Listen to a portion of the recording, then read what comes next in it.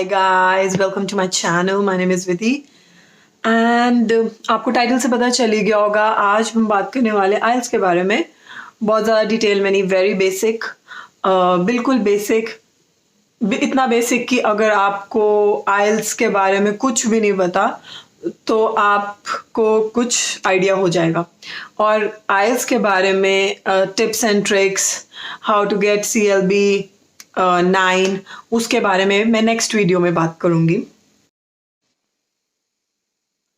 So guys, आइल्स की full form है international English language testing system, और इसकी फुल फॉर्म से थोड़ा बहुत आइडिया आपको पता लग गया होगा। ये इंग्लिश की प्रोफिशिएंसी चेक करने के लिए एग्जाम लिया जाता है, और इंटरनेशनल लेवल पर 2 ऑर्गेनाइजेशंस हैं जो इसकी टेस्ट कंडक्ट करते हैं, मैनेज करते हैं, which is BC and IDP.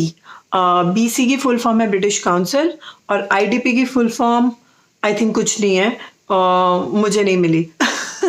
Secondly, ये आइल्स का जो एग्ज़ाम है कौन सी कंट्रीज एक्सेप्ट करती हैं। So it's Canada, USA, UK और ऑस्ट्रेलिया, न्यूजीलैंड, और यूरोपियन यूनियन की भी कुछ कंट्रीज एक्सेप्ट करती हैं। Will talk about it later. So let's talk about eligibility criteria. तो इसकी एलिजिबिलिटी क्राइटेरिया में बहुत ही बेसिक 2 रिक्वायरमेंट्स हैं। First is the candidate has to be 16 years or above of age, and secondly he or she must have a valid passport. That's it. These 2 eligibility criteria, if you meet these 2, you can appear for the exam. Secondly, अब बात करते हैं उसकी types की। So IELTS के 2 types of exams होते हैं. One is academic and the other one is general.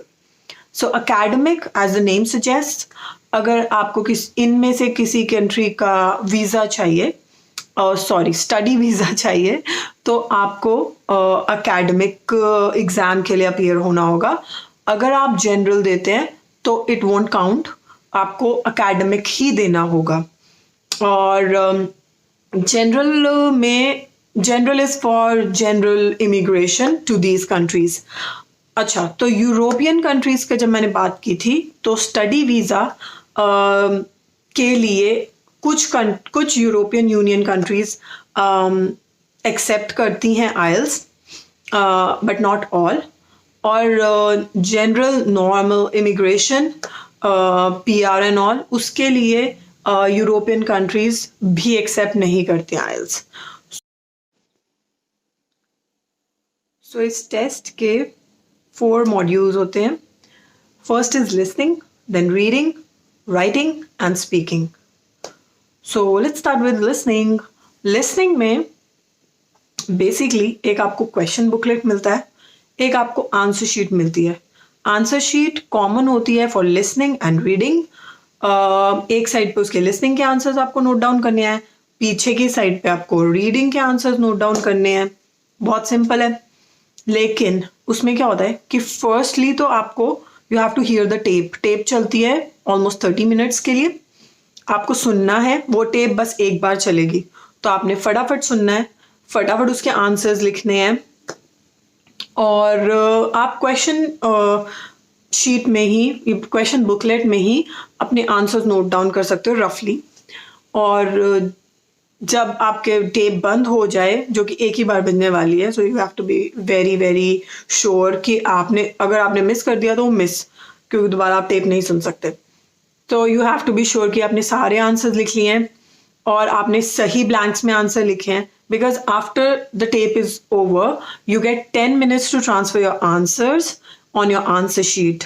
So question booklet is also taken from you, but you don't have, but it is not actually assessed. So it is just disposed of. आपकी हमेशा answer sheet के basis पे ही आपका exam assess होता है. Make sure कि आप answer sheet में ठीक से सारे पॉइंटर आंसर्स नोट कर दें. टोटल लिसनिंग में 4 सेक्शंस होते हैं और 4 सेक्शंस में टोटल 40 क्वेश्चंस होते हैं, right? So may be 10 questions each section, कभी कभी 9 और 11 भी हो सकता है. सो ऐसा ही होता है रफली.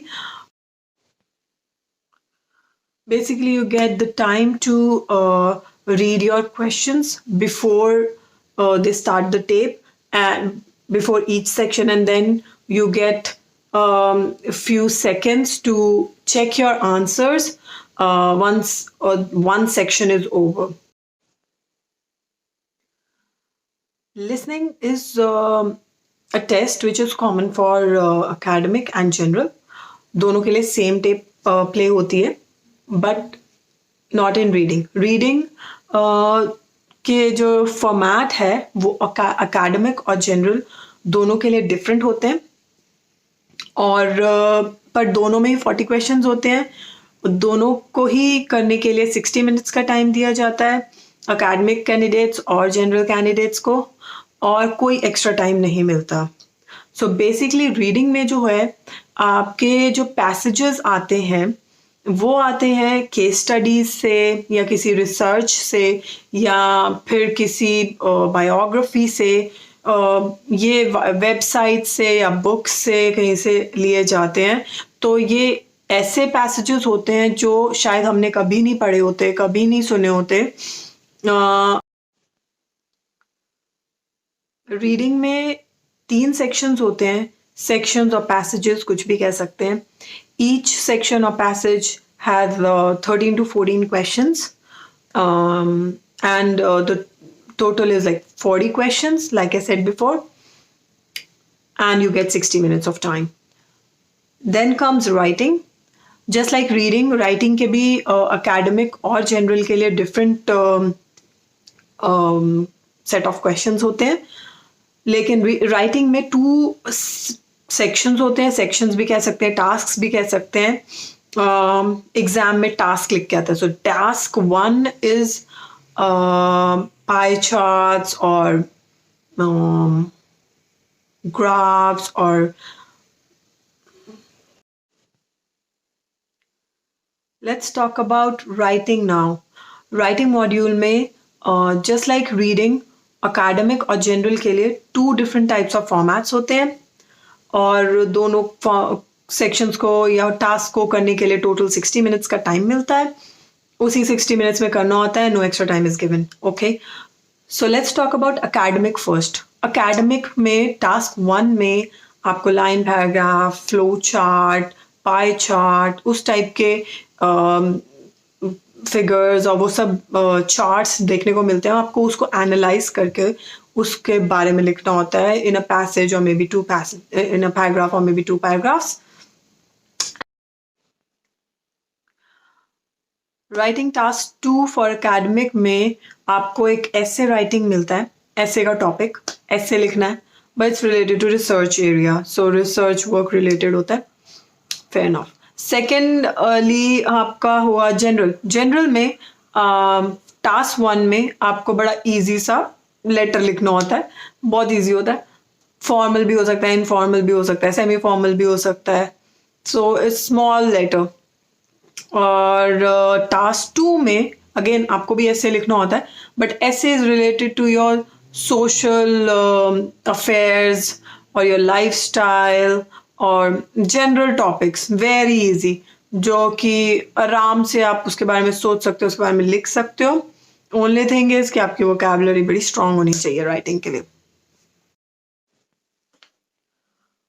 सो आपके लिसनिंग, रीडिंग और राइटिंग, ये 3 एग्जाम्स तो एक साथ होते हैं, सेम डे होते हैं, बैक टू बैक. और जो लास्ट है आपका विच इज स्पीकिंग, वो आपका सेम डे भी हो सकता है, नेक्स्ट डे भी हो सकता है, फ्यू डेज आफ्टर भी हो सकता है. So you get a date well in advance for that. Listening के बारे में बात करते हैं. लिसनिंग आपका इन टोटल 15 मिनट्स का होता है रफली, मे बी 13 to 15 मिनट्स का एग्जाम होता है. स्पीकिंग में आपके 3 सेक्शंस होते हैं। फर्स्ट तो बहुत ही सिंपल है, इंट्रोडक्शन होता है आपका, और थोड़ा बहुत आपका इंटरव्यू काइंड ऑफ होता है। जनरल आपके बारे में आपसे पूछा जाता है, या जनरल किसी और टॉपिक के बारे में, आप कहाँ रहते हो उसको थोड़ा सा डिस्क्राइब करो। बहुत सिंपल सा होता है। सेक्शन 1 उसमें लगते हैं करीब 2 से 3 मिनट। सेकंड होता है आपका जो मेन सेक्शन है, उसमें आपको दिया जाता है क्यू कार्ड। उसमें क्वेश्चंस होते हैं और लिखा होता है कि आपको इस टॉपिक के बारे में बात करनी है, और 2-3 क्वेश्चंस कह सकते हो, या 2-3 ऐसे पॉइंट्स लिखे होते हैं कि जिनके बारे में आपको बात करनी है उस टॉपिक से रिलेटेड। तो आपको हमेशा लाइन से उसके बारे में बात करनी पड़ती है। Then you get around 2 to 3 minutes to talk about that topic, and you have to cover all those points which they have mentioned in the cue card. तो वो आपको कवर करना होता है। इसमें ट्रिक बस यही है छोटी सी, कि आपको ऑफ द टॉपिक नहीं जाना, जो पूछा गया वो बताना है। We'll talk about the tips and tricks for IELTS in my next video, by the way. So ये है सेक्शन 2। सेक्शन 3 जो है उसमें कुछ डिबेटेबल क्वेश्चंस होते हैं, and it's related to section 2।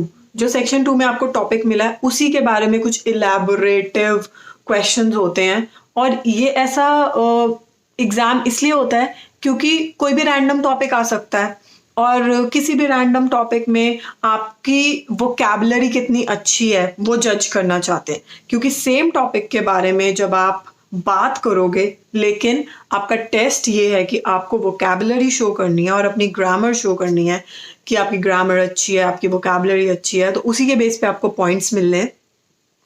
तो इसीलिए वो सेम टॉपिक रखते हैं, वो देखते हैं कि आप सिनोनिम्स कितनी बार रिपीट करते हो, राइट। सो ये तो हुआ 4 मॉड्यूल्स के बारे में आइल्स के। अब बेसिक आइडिया तो आपको मिल ही गया है कि एग्ज़ाम कैसा हो सकता है, कितने सेक्शंस होते हैं। बाकी आपको प्रैक्टिस बहुत करनी पड़ेगी। इसलिए नहीं कि मैं किसी को जज करी हूँ किसी इंग्लिश अच्छी नहीं है, बट एग्ज़ाम किस टाइप का आता है, उसमें क्वेश्चंस किस टाइप के पूछे जाते हैं, उसके लिए प्रैक्टिस बहुत ज़रूरी है। Okay, now we talk about the fee.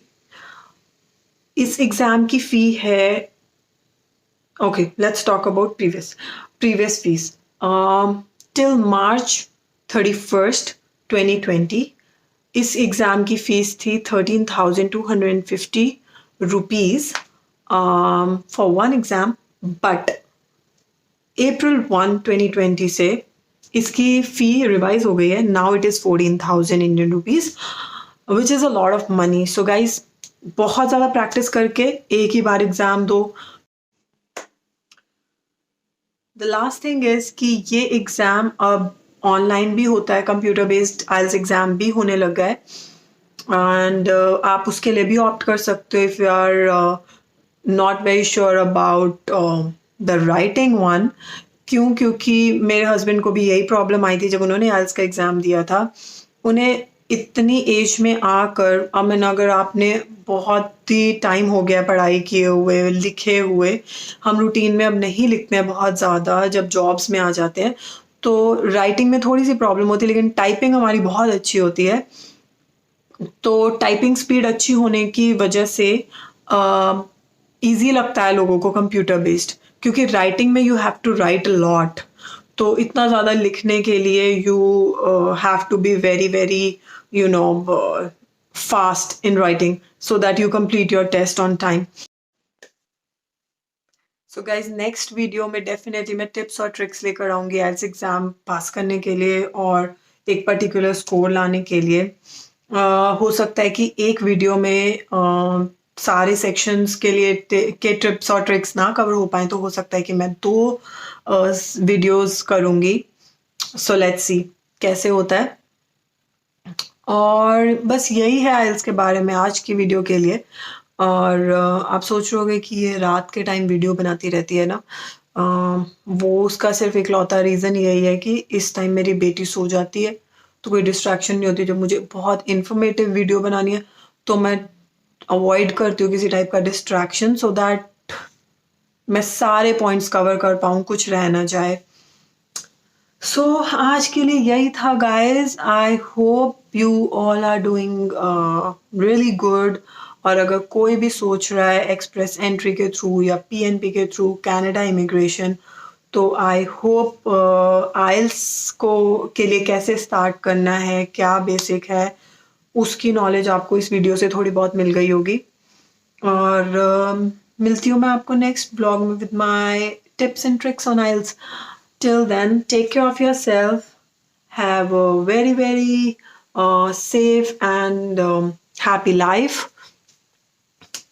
Bye bye.